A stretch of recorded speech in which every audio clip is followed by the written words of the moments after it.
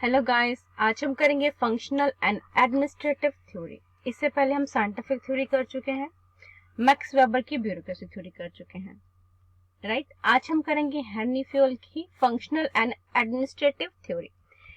इस थ्योरी को हम जनरल थ्योरी ऑफ मैनेजमेंट भी कहते हैं। क्यों कहते हैं, हम पढ़ते हैं। हेनरी फ्योल जो थे, उनका जो जीवन काल था वो 29 जुलाई 1841 से 19 नवंबर 1925 तक का था।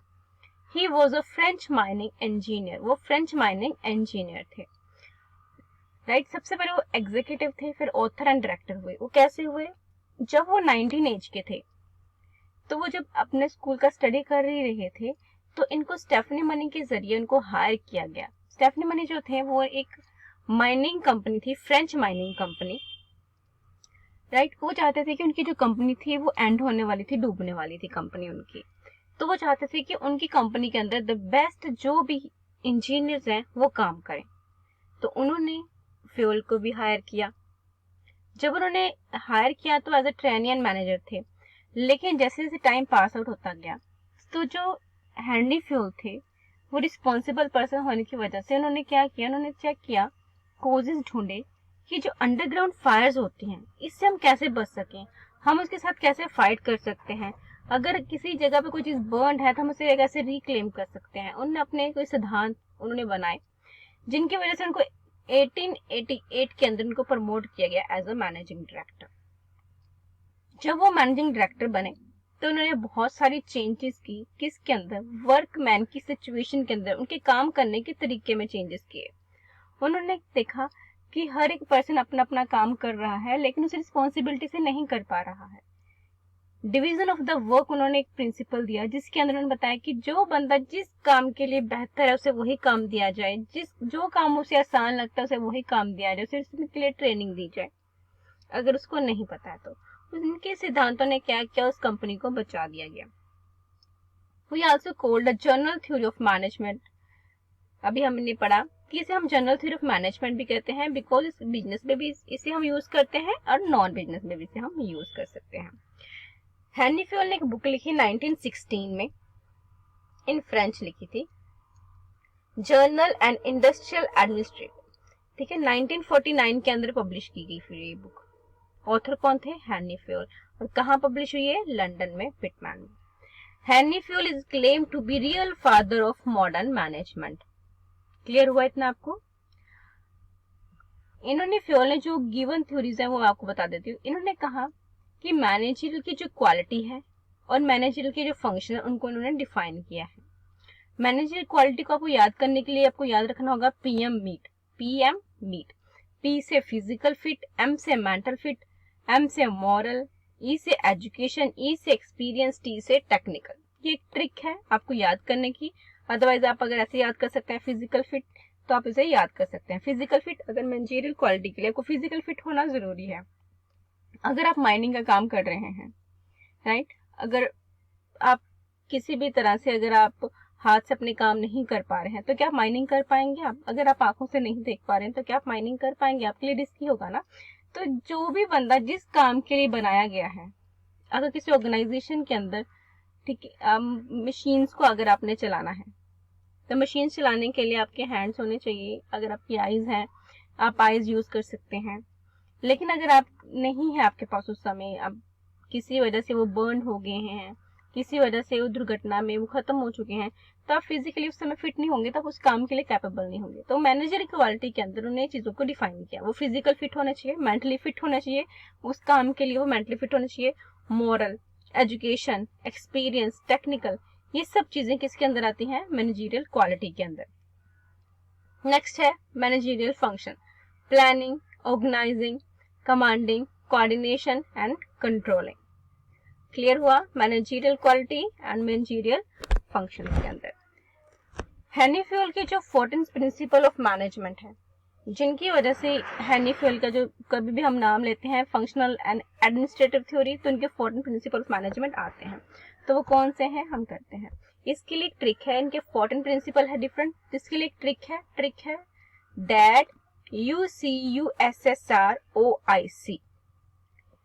इसका जितने भी इसके 14 प्रिंसिपल है उसका जो फर्स्ट लेटर है उसको जब हम कंबाइन करेंगे तो ये चीज बनती है। डिवीजन ऑफ वर्क का हम डी लेके चलेंगे, अथॉरिटी एंड रिस्पॉन्सिबिलिटी का हम ए, राइट, डिसिप्लिन का डी, तो ये बन जाता है डैड, राइट। आज हम स्टार्ट करते हैं 14 प्रिंसिपल ऑफ मैनेजमेंट। सबसे पहले है division of work. Division of work में क्या बताया गया, in practice employees are specialised in different area and they have a different skill. जितने भी एम्प्लॉयज होते हैं, हर एक एम्प्लॉय की अपनी स्पेशल एक की एरिया होता है, अपना उसका स्पेशल स्किल होता है, राइट। हर एक इंसान, कुछ ऐसे सिनेरियोज होते हैं जो खुद हैंडल कर लेता है, दूसरा पर्सन वो सिनेरियोज हैंडल नहीं कर पाता, तो हर एक पर्सन की अपनी डिफरेंट स्किल्स होती है, उनका अपना एक लेवल होता है, एक्सपर्ट लेवल जिसे हम कहते हैं। तो उन्होंने कहा है कि काम को उस अकॉर्डिंग दे दिया जाए, ठीक है। Personal and professional development support this according to Henri Fayol. Specialization promote efficiency of the workforce and increases the productivity. In addition, the specialization of the workforce increases their accuracy and speed. बिल्कुल सही कहा है। अगर जो बंदा जिस काम में उसे महारत हासिल होगी, जिस काम के लिए वो परफेक्ट होगा, वो काम वो आसानी से कर पाएगा। उससे क्या होगा, जो कंपनी होगी उसमें क्या वो अपना प्रोडक्टिविटी अच्छी दे पाएगा और स्पीड दे पाएगा, समय कम लगेगा। The management principle of the 14th principle of management is applicable both technical and managerial activity. Divide work to their work specialization. अभी हम पढ़ चुके हैं कि मैनेजर 14 प्रिंसिपल्स हैं, ये टेक्निकल में भी यूज होते हैं और मैनेजरियल एक्टिविटी में भी यूज होते हैं। तो क्या है कि divide work according to their specialisation, तो जो काम उसको महारत हासिल है उस काम उसको दे दिया जाए। क्लियर हुआ आपको? नेक्स्ट है authority and responsibility. Henry Fayol ने ये कहा है कि अगर आप किसी बंदे को रिस्पॉन्सिबिलिटी देना चाहते हो तो उसको सबसे पहले अथॉरिटी दो। If you give authority to someone, automatically he will be responsible, right. Next हम करते हैं डिसिप्लिन। डैड में से हमने पहले डी कर दिया है, division of work, A authority and responsibility, next है डिसिप्लिन। इसके अंदर है सेल्फ एंड कमांड। अगर डिसिप्लिन आपके अंदर होगा तभी आप उसे क्या कर पाएंगे कि उसे कमांड दे पाएंगे। हम एग्जाम्पल लेके चलते हैं, एक ऑर्गेनाइजेशन के अंदर जिसका टाइम 9 o'clock का है, उसके अंदर जो मैनेजमेंट है अगर वो 9:30 पे आएगी, जो उसके एम्प्लॉयज हैं क्या वो अच्छे से काम कर पाएंगे? बिल्कुल नहीं। तो मैनेजमेंट को क्या करना होगा, जो उसके ऊपर उसका बॉस है उसे क्या करना होगा, उसे पहले आना होगा, 8:30 पे आना होगा। बिकॉज एम्प्लॉय जो 15 मिनट पे अगर पहले भी आते हैं, उसको कोई ब्रीफिंग देनी है, आज के प्रोडक्ट की अपडेट देनी है, तभी वो दे पाएंगे अगर वो पहले आएंगे। तो अगर आपके अंदर डिसिप्लिन होगा तो नेक्स्ट आप तभी उसे कमांड कर पाएंगे, ठीक है। नेक्स्ट है unity of command. Every employee should receive order from only one superior और behalf of the superior, so one head one plan. इसके अंदर क्या है कि वर्कर को एक ही हेड से कमांड मिलनी चाहिए और उसे रिपोर्ट भी एक ही हेड को करना चाहिए। ऐसे क्या होगा, कॉन्फ्लिक्ट नहीं होंगे। अगर वो डिफरेंट बॉसेस को एक ही ऑर्गेनाइजेशन के अंदर, मैनेजर्स की जो टीम होती है वो काफी ज्यादा होती है। एक जो मल्टीनेशनल कंपनी कोई भी है तो उसके अंदर एक ही मैनेजर नहीं होता है, उनका एक टीम होती है। तो उन टीम के अंदर डिफरेंट और आगे काम करते हैं, तो हर एक 20 या 30 बंदों को एक मैनेजर मिलता है। सबसे पहले जो एम्प्लॉयज होते हैं उसको एक टीम लीडर मिलता है, टीम लीडर के ऊपर जो मैनेजर काम करता है, मैनेजर के ऊपर एक बॉस होता है। तो जो ऑर्गेनाइजेशन के अंदर जो कमांड चलती रहती है, ठीक है, तो मेरी जो टीम है वो मुझे रिपोर्ट करे, या एक्स की रिपोर्ट है वो एक्स को रिपोर्ट करे, जो वाई टीम है वाई टीम वाई को रिपोर्ट करे। तो इससे क्या होगा, कॉन्फ्लिक्ट नहीं होंगे। तो वन हेड वन प्लान होना चाहिए। क्लियर हुआ? नेक्स्ट है सेंट्रलाइजेशन एंड डिसेंट्रलाइजेशन। सेंट्रलाइजेशन अगर स्मॉल फर्म है तो सेंट्रलाइजेशन होना चाहिए, अगर बिग फर्म है तो डिसेंट्रलाइजेशन होना चाहिए, ठीक है। नेक्स्ट है unity of direction.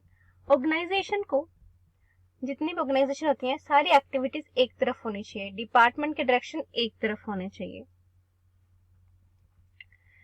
Each group of organizational activity that they have same object should be directed to by one manager using one plan for achievement one common goal. Clear हुआ? Next है subordination of individual interest to general interest. इसमें क्या होता है कि जितने भी आपके एम्प्लॉयज काम कर रहे हैं उनका क्या है कि उनको अपने से ऊपर जो कंपनी का गोल है वो रखना चाहिए। उनका अपना ऑब्जेक्ट तो होना ही चाहिए, लेकिन कंपनी का गोल है वो भी होना चाहिए। अगर आप ऑफिस के अंदर आए हो, ठीक है, तो ये नहीं है हाँ मुझे काम करना ही पड़ेगा क्योंकि मुझे सैलरी तभी मिल रही है अगर मैं काम करता हूँ, बिल्कुल नहीं। आप ऑफिस में आए हो, ऑर्गेनाइजेशन का जो उस दिन का गोल है, उनकी जो प्रोडक्टिविटी है, जितना उन्हें अचीव करना है, आप उसे अच्छे से काम करो, अपनी मेहनत से काम करो, ठीक है, उस हिसाब से काम करना चाहिए, इंटरेस्ट लेके काम करना चाहिए। ये नहीं मुझे करना पड़ेगा क्योंकि मुझे सैलरी तभी मिलेगी, ये चीज नहीं होनी चाहिए। सैलरी भी आपको मिलेगी अगर आप अच्छे से काम करोगे तो, राइट। नेक्स्ट है स्केलर चेन। स्केलर चेन के अंदर क्या है कि एक ग्रुप बन जाता है। मान लीजिए एक ट्रायंगल है ABCDEF, राइट। मैंने ए से इंफॉर्मेशन बी से पहुंचानी है, ये कंपनी का रोल है। बी बॉस से जो इंफॉर्मेशन है वो मैनेजर तक जाएगी, मैनेजर की जो इन्फॉर्मेशन है वो टीम लीडर तक जाएगी, टीम लीडर की जो इन्फॉर्मेशन है देन वो एग्जीक्यूटिव के पास जाएगी, ठीक है। तो एक स्केलर चेन है।